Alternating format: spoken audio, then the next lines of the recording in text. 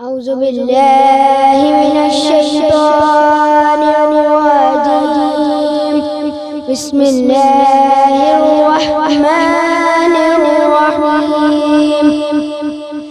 أما يتساءلون عن النبأ العظيم الذي هم فيه مختلفون كلا سيعلمون ثم كلا سيعلمون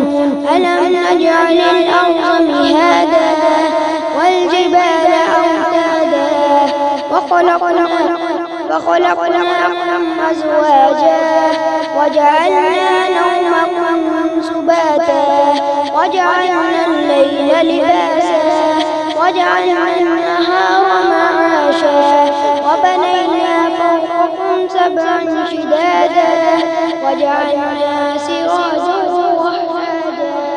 وأنزلنا من المعصرات ماء ثجاجا لنخرج به حبا ونباتا وجنات ألفافا إن يوم الفصل كان ميقاتا يوم ينفخ في الصور فتأتون أفواجا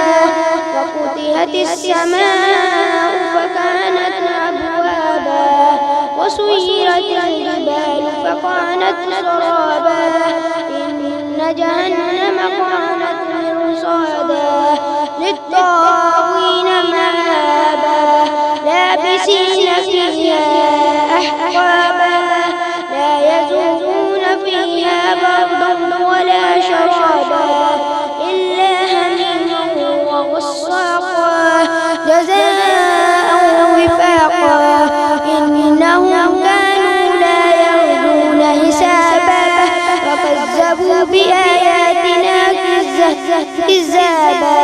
وكل شيء أحصيناه كتابا فذوقوا فلن نزيدكم إلا عذابا إن للمتقين مفازا حدائق وأعنابا وكواعب أترابا وكأسا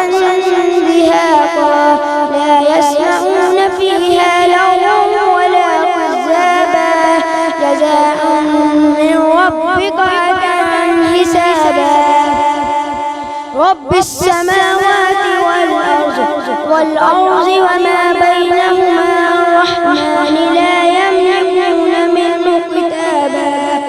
يوم يقوم الروح والملائكة صفا لا يتكلمون إلا من أذن له الرحمن وقال صوابا